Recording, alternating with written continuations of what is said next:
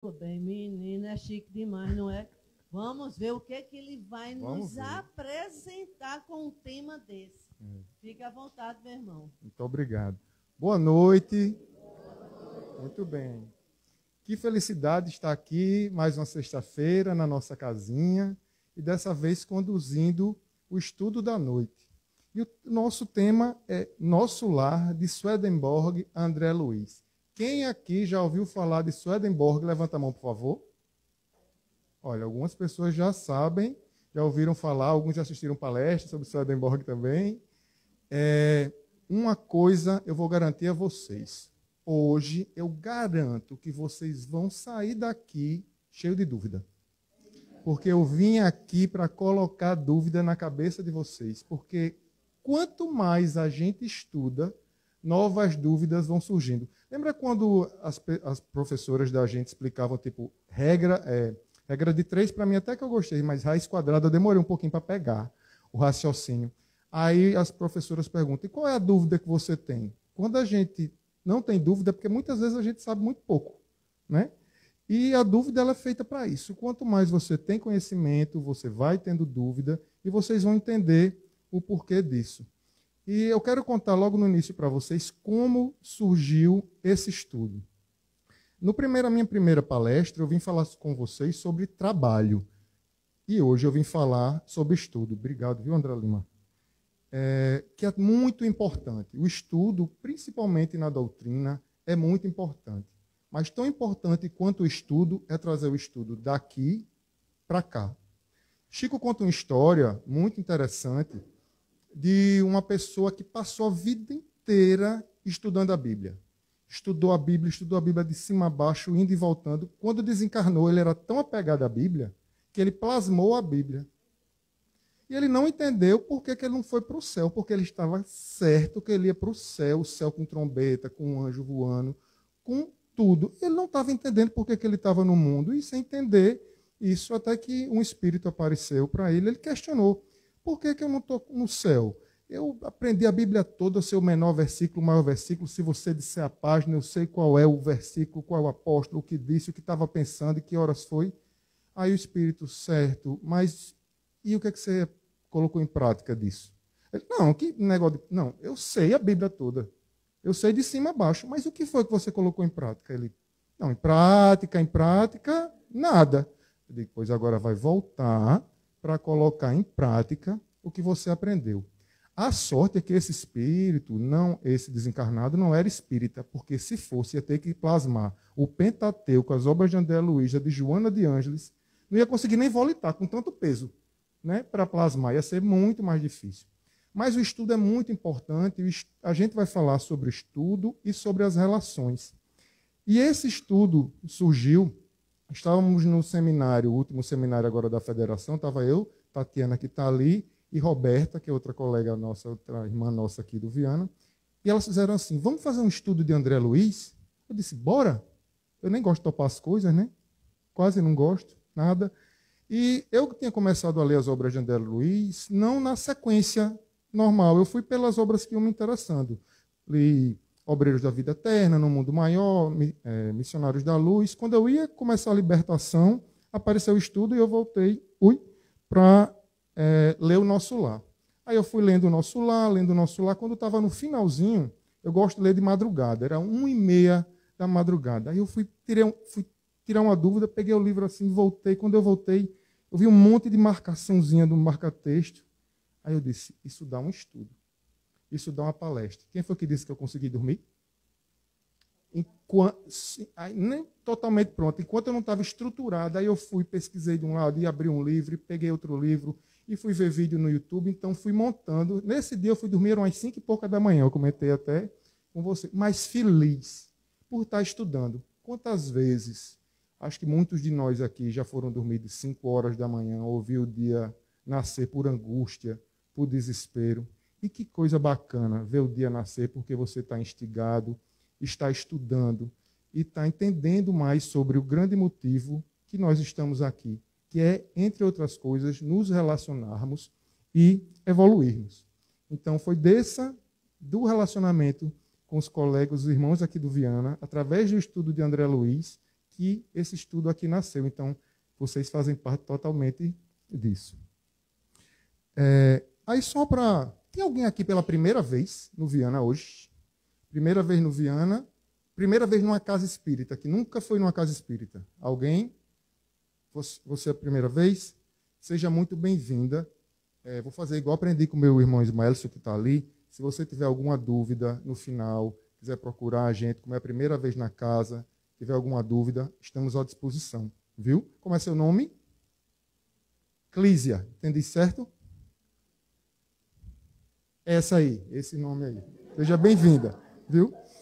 O livro Nosso Lar, ele foi lançado em 1944, sendo psicografado pelo médium Chico Xavier, isso é de conhecimento de todo mundo, sobre a orientação do espírito André Luiz. A obra descreve a vida numa colônia espiritual após a morte. Na verdade, esse é o plano de fundo, porque existe muito mais do que isso. Esse é um livro que, se você ler 30 vezes, na número 31, que agora eu não lembro como é que faz, 31ª, você vai descobrir uma outra coisa, porque tem muitos detalhes, tem muitas nuances, tem muitas frases.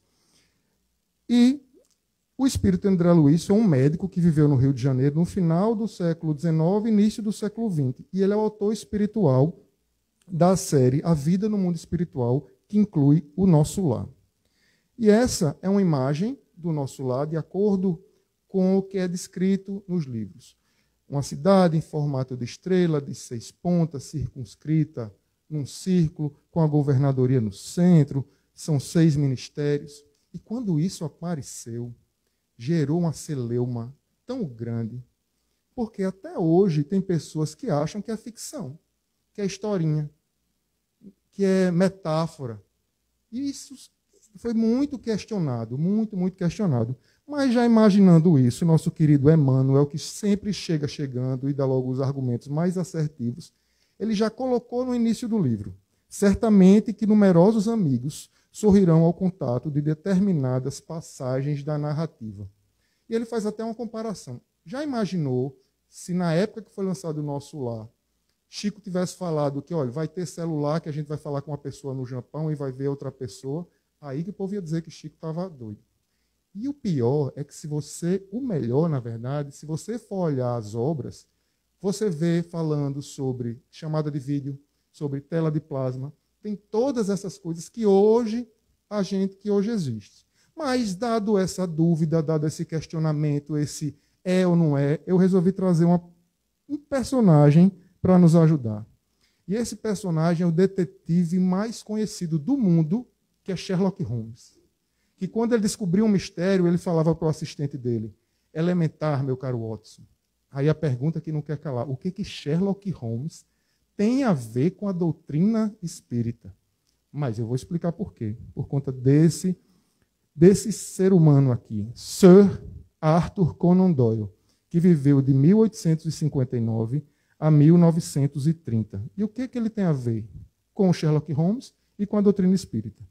Ele foi um médico e escritor escocês mundialmente famoso por ser o criador do detetive, esse fictício, Sherlock Holmes. Sir Arthur Conan Doyle foi um proeminente defensor e investigador do espiritualismo na vida real, tornando-se um entusiasta do movimento espírita, especialmente após a morte de familiares. Ele foi levado à doutrina, na época espiritualismo, pela dor, e a gente sabe que isso é uma coisa que acontece bastante. E dedicou recursos consideráveis à causa, como presidente honorário de organizações e líder de pesquisas mediúnicas. Ele foi importante divulgador do movimento espiritualista, contribuindo indiretamente para o movimento espírita através da sua pesquisa em defesa dos fenômenos mediúnicos. E, além de tudo isso, ele escreveu esse livro incrível, que é A História do Espiritismo. Esse é um livro que eu recomendo, porque ele fala de vários vultos, de vários personagens, e vai ser através dele que a gente vai entender esse mundo espiritual que chocou tantas pessoas, que muitas pessoas questionam até hoje. Então, ele não só escreveu sobre Sherlock Holmes, ele também escreveu A História do Espiritismo. E nesse livro ele traz o nosso personagem título, de Swedenborg, André Luiz, que é Emmanuel Swedenborg. Ele foi um polimata, ou seja, ele tinha várias formações, trabalhava em várias áreas diferentes, e místico sueco, que viveu de 1688 até 1772. Se destacou em diversas áreas, como ciência, engenharia, teologia, filosofia. Ele era uma sumidade, entendia de tudo e mais um pouco. Mas ele foi mais conhecido, por incrível que pareça, por suas obras da vida após a morte no mundo espiritual, baseadas em experiências místicas que ele teria vivenciado. Foi muito interessante que a mediunidade ostensiva de Swedenborg só veio se manifestar quando ele tinha 55 anos. Mas na primeira manifestação, Eva, já foi certo que ele era espírita. Sabe por quê? Sabe o que foi que o espírito disse na hora que apareceu para ele? Você está comendo muito. Tem coisa para mostrar mais que ele era espírita do que isso, né? A gente gosta de comer, a gente sabe. Olha aí, os espaços, gourmet. E esse espírito apareceu a primeira vez, disse isso para ele, desapareceu. Depois o espírito reaparece uma outra noite e disse simplesmente que era Deus. Somente. Mais nada. Era Deus e que queria que ele escrevesse sobre o mundo espiritual, sobre espiritualidade. E Swedenborg achou aquilo o máximo. Poxa, Deus diretamente assim, sem nem intermediário, já veio direto para mim falar. E ele começou a escrever. E depois, e ele escreve muito sobre, inclusive, cidades do plano espiritual. Já nesse período de 1688 a 1772, quando ele faleceu, ele já falava, quando ele começou a escrever após os 55 anos, sobre as cidades espirituais, que é o mesmo que André Luiz fala. Então, a gente já tem uma primeira evidência trazida pelo livro de um outro médium que falou. E depois ele aparece para Kardec numa reunião mediúnica em 1859, na Revista Espírita, e Kardec vai questionar ele por quê? Ele não utilizou o método de Kardec da universalidade do ensino dos espíritos. Por quê? O que Kardec fazia? Se chegasse um espírito e dissesse algo para ele, como professor, como pedagogo, ele usava um método científico, ele não estabelecia aquilo como verdade. Ele ia pegar a verdade de vários locais, de vários médiuns diferentes, para poder chegar numa resposta. Então, quando Swedenborg aparece já desencarnado numa reunião espírita para Kardec, ele inclusive vai elogiar o trabalho que Kardec está fazendo, ele vem falar dos erros que cometeu, e Kardec pergunta para ele, por que foi que o espírito disse que era Deus para você? Aí ele disse que o espírito fez isso porque, como ele era um médico muito inteligente, teólogo, se o cara dissesse que era o espírito de seu Zezinho da esquina, ele não ia acreditar. Então, e ele fala uma coisa muito interessante nessa aparição, nessa manifestação na reunião mediúnica, que ele disse que ele alimentou a vaidade do espírito também. Ficou um dizendo que era Deus e o outro acreditando, e foram indo nessa relação de um alimentando o ego do outro. Mas ele escreveu coisas importantíssimas. Ele tinha uma mediunidade, ele se deslocava, ele previa acidentes, ele era consultor de reis, ele foi muito questionado. E Kardec, quando pergunta a ele pergunta sobre todos esses pontos de dúvida, mas em nenhum momento ele questiona a questão das cidades espirituais. Então, isso não era uma coisa que estava em baila ou em dúvida. Ele teve uns outros equívocos, como, por exemplo, ele falou de penas eternas, mas até muito em função da religião dele. E quando ele aparece na reunião mediúnica, ele aparece para acertar os pontos que errou e deixar tudo claro. E a gente já tem, nesse primeiro momento, essa confirmação das cidades espirituais. E nesse livro tem um outro personagem muito interessante, que é Andrew Jackson Davis. Ele foi cognominado o pai do espiritualismo moderno, o Allan Kardec americano. Eu nem chamaria ele de Allan Kardec americano. Ele está mais para Chico do que para Allan Kardec. Olha na descrição dele. Filho de pais humildes e incultos, nasceu em 1826, num distrito rural do estado de Nova York, nos Estados Unidos, às margens do rio Hudson, entre gente simples e ignorante. Está mais próximo do que aconteceu com Chico, né? Era um menino pouco atilado, ou seja, desobediente, falto de atividade intelectual, corpo mirrado, sem nenhum traço que denunciasse sua excepcional inteligência e mediunidade futura.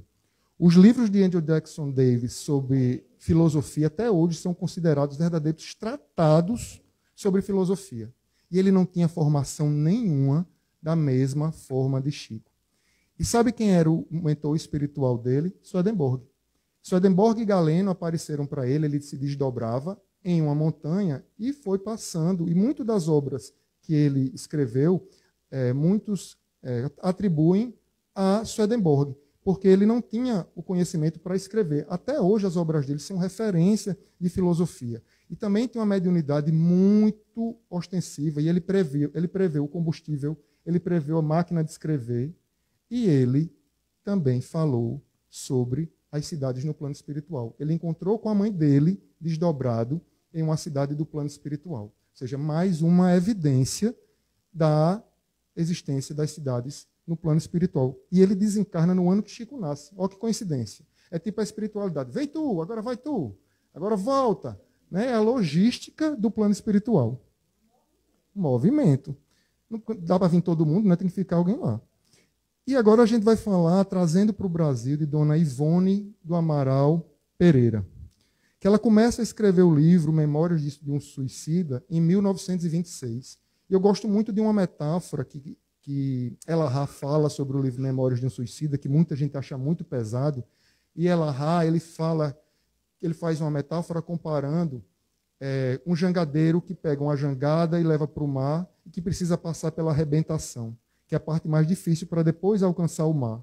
E ele compara os 3 primeiros capítulos de Memória de um Suicida a isso, que é a parte mais difícil. Mas ele só foi publicado em 1954. Somente ocorreu após a publicação das primeiras obras de André Luiz. E por que isso? Chico já era um espírita renomado, já tinha publicado Parnaso de Além Túmulo e muitas outras obras. Mesmo o pessoal tendo questionado o Nosso Lar e as obras da série de André Luiz, ele tinha um background. Ivone do Amaral era uma jovem espírita pouco conhecida, que chega com os manuscritos dela na Federação, com esse livro, Memórias de Suicídio. O povo faz, não, isso está muito perturbado, isso. Volta e queima esse livro. Isso é perturbação total. E ela volta para casa. Quando ela vai queimar, quem aparece para ela e diz para não queimar? Doutor Bezerra de Menezes. Aparece e diz, não queime, guarde. E ela guardou. Este contexto mais favorável, depois dos lançamentos das obras de André Luiz, permitiu que o movimento espírita brasileiro já tivesse um pouco de familiarização com a realidade das colônias espirituais, das regiões espirituais de sofrimento, das equipes que trabalham arduamente nessas regiões e dos complexos processos de reparação espiritual para a reencarnação. E um detalhe, quando esse livro é lançado, ele passa por uma revisão de ninguém mais, ninguém menos que Leon Denis. Porque o livro era muito pesado, o espírito Camilo estava em muita dor. Então, ele tornou o livro mais palatável para a realidade do momento. Então, só após o lançamento das primeiras obras de Chico foi que Memórias de um Suicida é publicado. E, em Memórias de um Suicida, fala-se novamente da vida das cidades no plano espiritual. Então, a gente já teve aí Swedenborg, Andrew Jackson Davis, Ivone do Amaral Pereira e Chico. Mas não pensem que Chico, de cara, aceitou e achou tranquilo, não, quando ele começou a escrever. Ele também teve muita dúvida. Tanto que Emmanuel e André Luiz levaram ele para visitar o Nosso Lar em desdobramento. E ele fala uma frase que é muito Chico. Eu fui como um animal que serve de transporte a professores. Eu fui em razão do serviço e não do merecimento. E foi quando ele teve a certeza do que ele estava escrevendo. Então, a espiritualidade não só solta as coisas, tem toda uma logística, tem todo um processo de explicação. E para para as pessoas que questionam, a gente é só pegar todas essas informações e cruzar com o método de Kardec, que é a universalidade do ensino dos espíritos. É um princípio kardeciano que garante a autenticidade das revelações espirituais pela concordância e unanimidade de diversas comunicações de diferentes médiuns, desconhecidos entre si em vários lugares, e, nesse caso, em épocas completamente diferentes. E se a gente achar ainda pouco, no capítulo 8 do Livro dos Médiuns, quando Kardec estava escrevendo o Livro dos Médiuns, ele começou a se questionar sobre os espíritos que apareciam com roupa, eles apareciam com bengala, eles apareciam com caixa de rapé, e ele começou a questionar sobre essa presença de coisas inertes que os espíritos apareciam. Aí, qual era o grande laboratório de Kardec? Era a Revista Espírita. Kardec lançava as perguntas na Revista Espírita e recebia respostas, então ele ia para depois colocar nas obras quando ele tinha certeza do que estava falando. Aí ele fez uma pergunta a um espírito. Dar-se-á que a matéria inerte, essa matéria aqui, se desdobre, ou seja, no mundo invisível, uma matéria essencial é capaz de tomar a forma dos objetos que vemos? Numa palavra, terão estes um duplo etéreo, ou seja, uma versão espiritual no mundo invisível, como os homens são nele representados pelos espíritos? Porque quando a gente desencarna, o nosso espírito ele tem um formato do perispírito. Ele estava tentando entender, ele perguntou ao espírito se tinha a versão celular do espírito, se tinha os objetos da época. E os espíritos respondem para ele: não é assim que as coisas se passam. Sobre os elementos materiais disseminados em todos os pontos do espaço, que a gente entende como fluido cósmico universal, na vossa atmosfera tem espíritos um poder que estáis longe de suspeitar. Por isso que as coisas foram reveladas aos poucos. É falado isso no livro dos Espíritos. Podem, pois, eles concentrar sua vontade, esses elementos, e dar-lhes formas aparentes que se correspondem aos objetos materiais. É a força do pensamento. Todos nós sabemos que umbral e nosso lar são construções mentais. Uma vez perguntaram assim, se tirar todo mundo do umbral, vão criar outro umbral. Tem uma série na Netflix que chama Sandman. Não é uma série nem espiritualista, ela tem argumentos espiritualistas, mas ela é muito ligada à mitologia também. Sandman é o deus do sono. Se fosse na doutrina, seria o deus do desdobramento, né? E ele tem um embate com Lúcifer. Porque tem uma hora que Lúcifer faz assim, eu vou ficar nesse inferno por quê? Foi essas pessoas que estão aqui, foi eles que criaram isso. Foi de acordo com as atitudes deles, e eu ainda tenho que tomar conta deles. Lúcifer pega a chave e diz, toma aí, te vira, e vai-se embora para uma praia. Isso é uma metáfora, uma brincadeira para pensar que assim, a responsabilidade não é dele, é de nós que estamos criando mentalmente construções, através da lei de causa e efeito, construções mentais de sofrimento. A gente, inclusive, cria na Terra, às vezes dentro da casa da gente, o nosso umbral privê. Tem gente que consegue fazer até numa casa espírita, consegue mudar a psicosfera de um ambiente. E isso a gente precisa ter muito cuidado, porque é uma construção mental. Um lugar, o nosso lar, a casa espírita, são lugares que a gente precisa ter pensamentos muito elevados o tempo todo. Não quer dizer que a gente não vá derrapar, mas a gente precisa saber que a gente precisa voltar, para a gente não criar o que eu chamo de umbral privê. Então, de acordo com essas informações e com a ajuda de Sherlock Holmes, eu acho que ficou tranquilo para a gente da existência da vida e das cidades dos planos espirituais, do plano espiritual. Mas não é só isso que o livro Nosso Lar traz para a gente. Ele traz muitas, muitas lições. Se eu fosse falar todas, a gente ia ficar aqui até, acho que, Natal. Eu já ficava aqui e fazia ceia. Eu escolhi alguns pontos que estão muito ligados a nós que estamos aqui nesse espaço, às nossas relações. E a pergunta é, além da existência do mundo espiritual, quais as lições que André Luiz nos traz? Aqui é só algumas, tá, pessoal? Primeiro, ele fala, é indispensável viver nosso drama, conhecer-vos detalhe a detalhe, o autoconhecimento. No longo processo do desenvolvimento espiritual. O desenvolvimento espiritual não é assim. É um longo processo e que a gente precisa estar trabalhando nele dia a dia. Uma existência é um ato, um corpo, uma veste. Um século, um dia. Um serviço, uma experiência. Um triunfo, uma aquisição. Os triunfos da vida espiritual são aquisições que a gente leva para fora da experiência carnal. A gente não regride. O que a gente tem de triunfo espiritual, a nossa evolução que a gente atende, a gente pode estagnar, mas andar para trás a gente não estagna. Uma morte, um sopro renovador que acontece através da reencarnação, que é a oportunidade de melhorarmos. E o livro começa com André no umbral, no fundo do poço, literalmente, e o fundo do poço dele está cheio de lama, como vocês podem ver. E essa frase mostra muito a negação dele no umbral. Atormentava-me a consciência preferia a ausência total de razão, o não sei.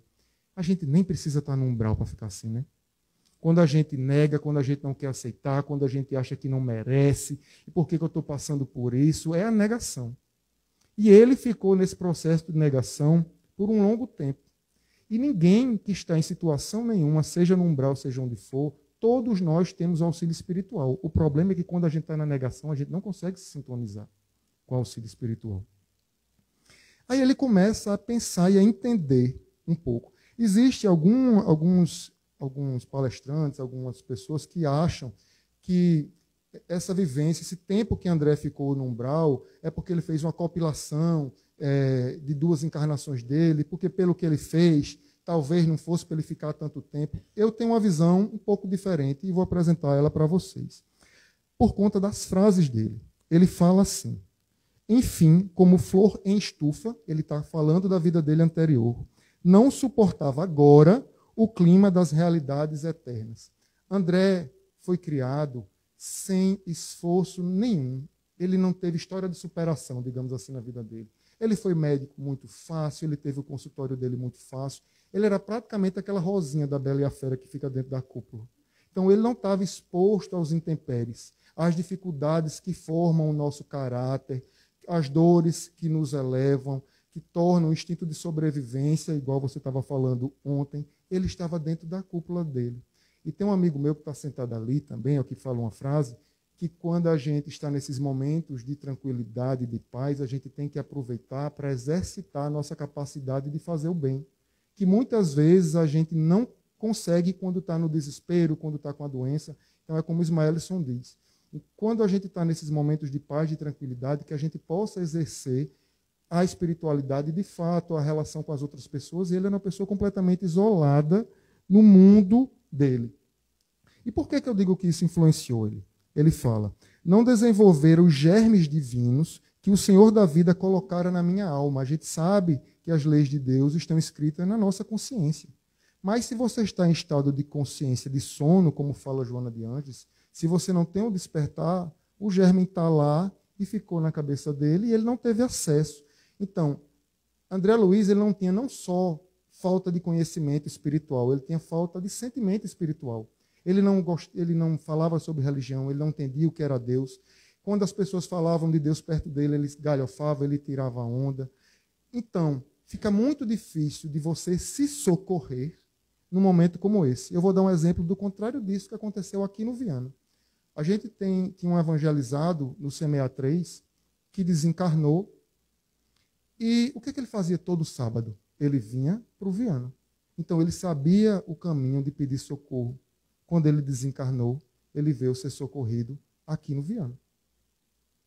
E isso me emociona muito de saber que o trabalho que todos nós fazemos nessa casa, nesse momento, os que vieram nos acompanhando, que estão aqui dentro dessa sala, que podem ser e são socorridos.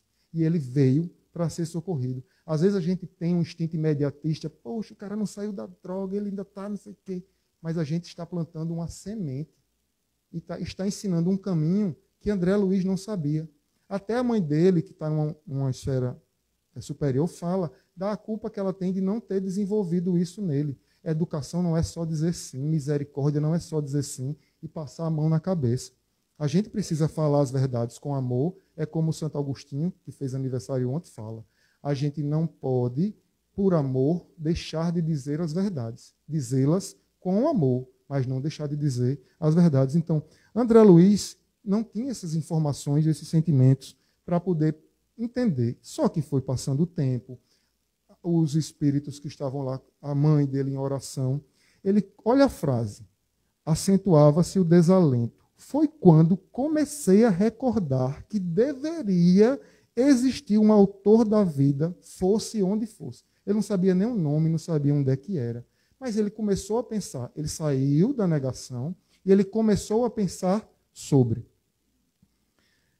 E quando se imaginar, quando as energias faltavam de todo, quando me sentia absolutamente colado ao lodo da terra, sem forças para reerguer, perdi ao supremo autor da natureza que me estendesse a mão paternal então amargurosa emergência. Foi quando ele suplicou, foi quando ele orou, foi quando ele se conectou com Deus e foi quando o socorro chegou. E essa frase linda que Tatiana também falou na palestra dela, que emocionou muito a gente, não foi, Tatiana? No momento do estudo, que é: coragem, meu filho, o Senhor não te desampara e o Senhor não desampara nenhum de nós que estamos aqui. Em qualquer momento, a espiritualidade está sempre do nosso lado.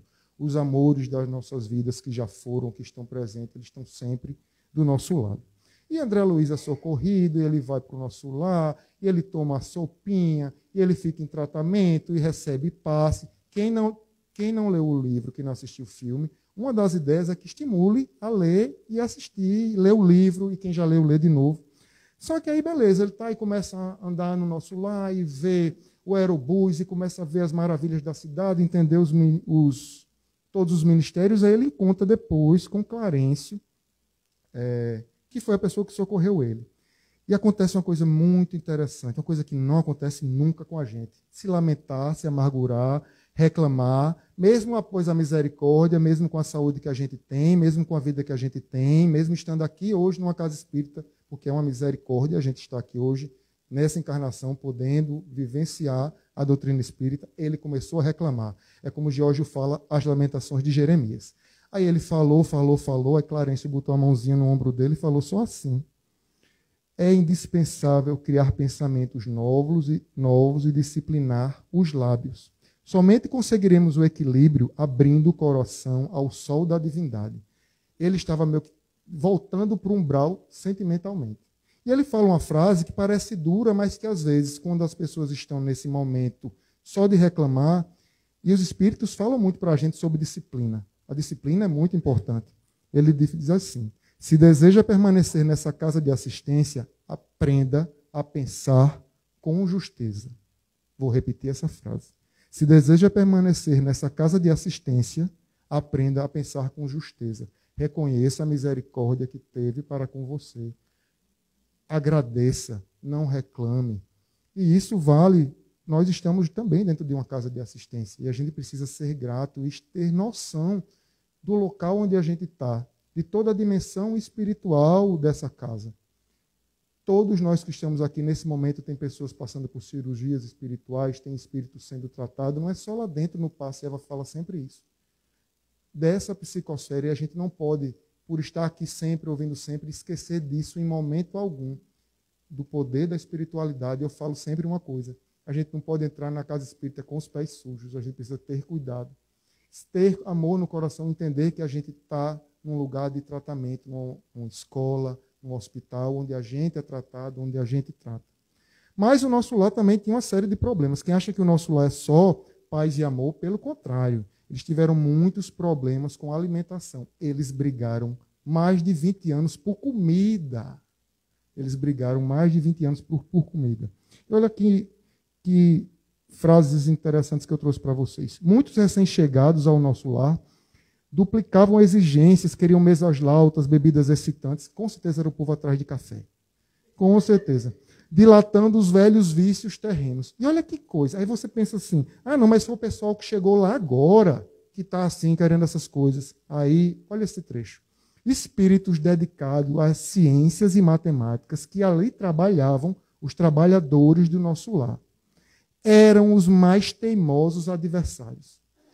Evolução intelectual não quer dizer evolução moral. E não quer dizer porque você está numa casa espírita, que você está no nosso lar, que você não tem o que ficar atento. O orar e vigiar não é assim: orar e vigiar até você ter tantos anos de casa espírita. Não. O orar e vigiar é sempre.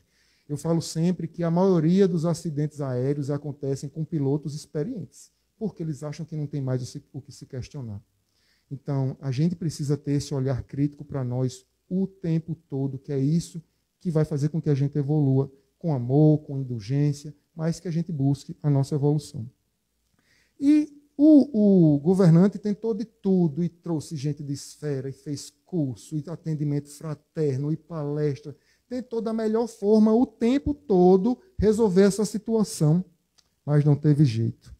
Ele teve que tomar uma atitude mais drástica. Por mais de 6 meses, os serviços de alimentação em nosso lar foram reduzidos à inalação de princípios vitais da atmosfera. Estavam vivendo de luz, literalmente. Nem sopinha tinha. Por meio de respiração e de água misturada a elementos solares, elétricos e magnéticos.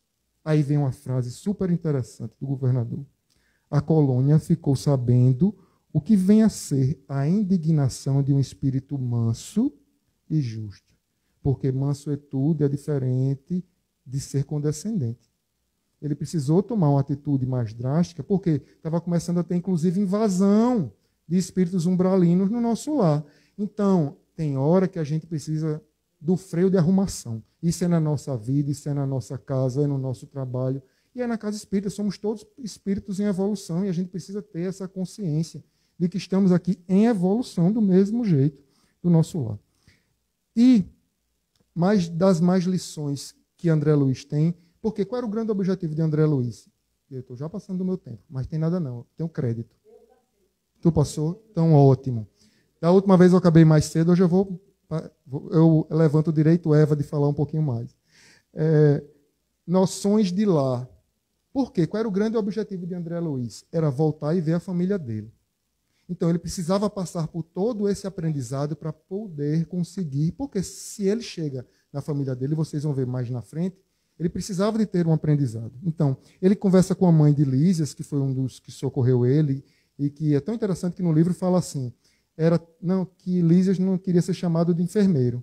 Ele só chamava Lísias de enfermeiro, o livro todo. E ela vai falar sobre lar para André Luiz. Ela estava na casinha dela, né? A mãe tem as casinhas do nosso lar. Inclusive, sabe contar uma casinha no nosso lar? Tem vários números no nosso lar. Tem valor, é 30 mil bônus hora. Se fosse em João Pessoa, era mais caro, porque está com essa especulação imobiliária, né? Mas e eu vou explicar. Exato, deve ser muito mais caro. E eu vou explicar um pouquinho mais sobre bônus hora mais na frente, mas só essa informação da casinha dela, que não sei se ela financiou pela Caixa Espiritual, eu não sei como é que foi. E ela fala, é templo onde as criaturas devem unir-se espiritualmente antes de corporalmente. Por que tanta gente se separou na pandemia?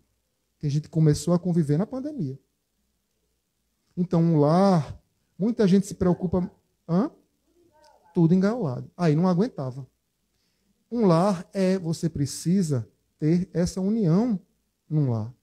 Às vezes as pessoas se preocupam tanto no formato de uma família, se é mulher com homem, homem com mulher, mulher com homem, com mulher. Esquecem de se preocupar com o conteúdo. O conteúdo de uma família é o amor e não a forma. E ela segue.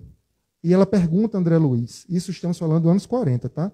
Onde nas esferas do globo o verdadeiro instituto doméstico, baseado na harmonia justa, ela perguntando na Terra, com direitos e deveres igualitários, é legitimamente compartilhado.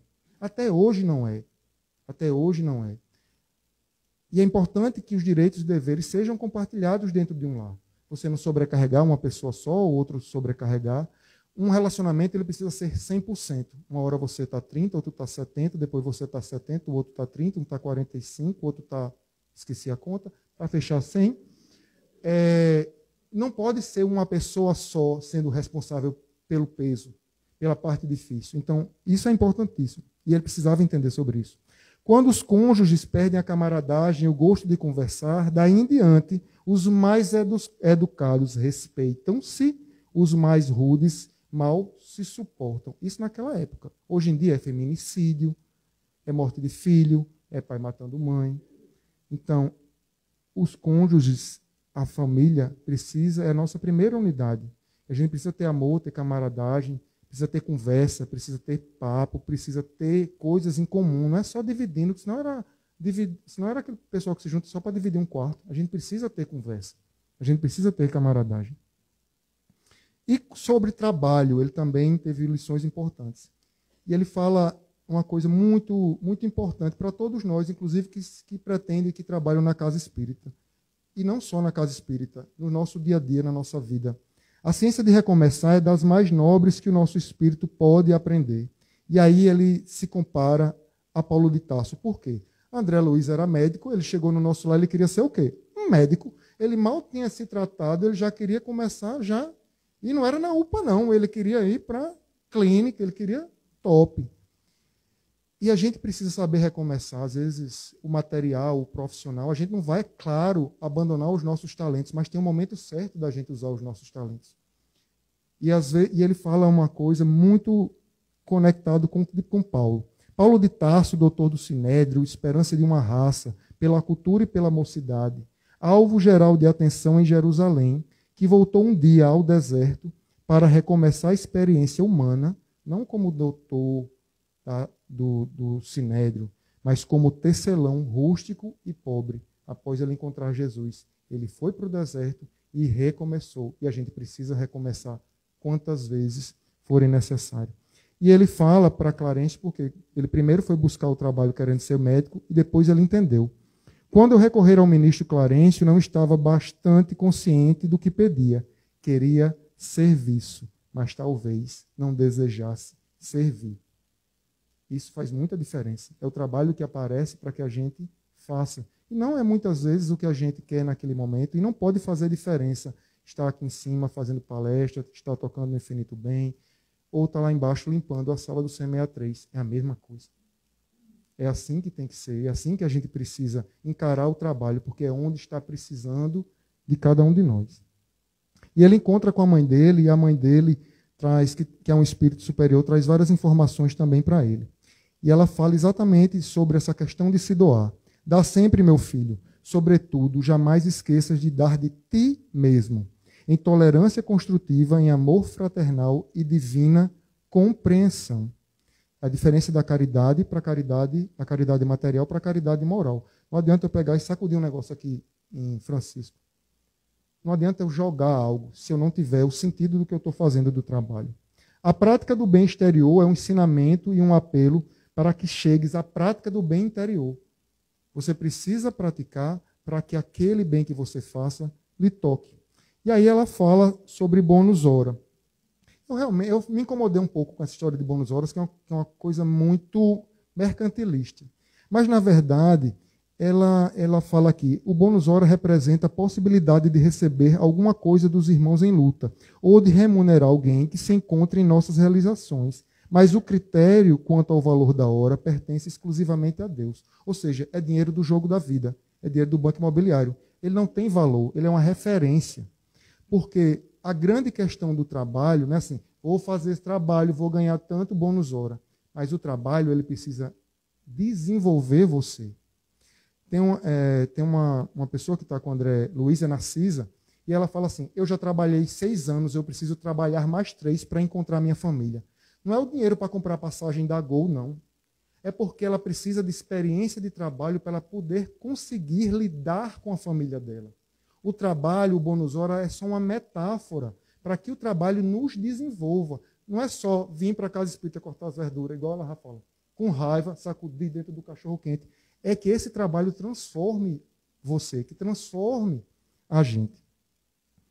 E ela fala, eu sublinhei essa parte, no concernente ao conteúdo espiritual da hora, a correspondência direta entre o servidor em quem faz o trabalho e as forças divinas da criação. Então, o que vai valer é o seu coração, você com Deus, o que você está fazendo e o que você está sentindo de verdade. Tem 2 relatos que são muito importantes, até para o encontro de André com a família dele. Sacrifício de mulher, quando a mãe de André vai falar para ele que ela vai reencarnar, ela não precisava, e ela vai reencarnar sendo mãe do ex-marido dela e das amantes dele, para poder ajudar no processo de evolução. E André fica passado com isso, porque ela não precisava, mas ela explica para ele. Os espíritos que amam verdadeiramente não se limitam a estender as mãos de longe.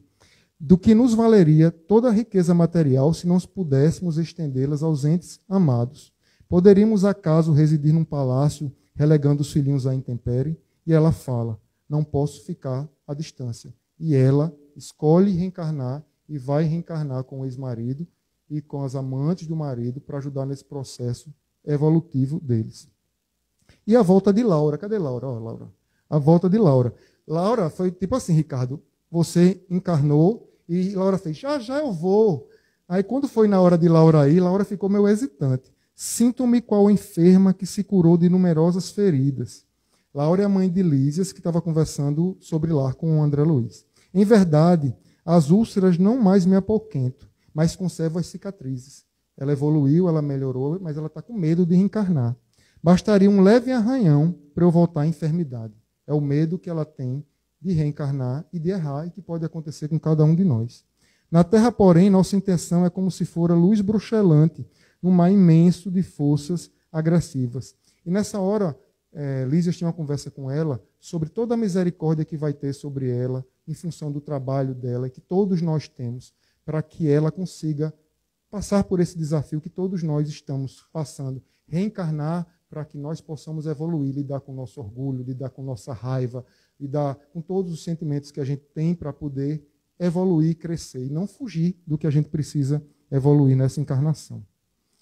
Então, finalmente, depois de todos esses processos que ele passou, André Luiz volta.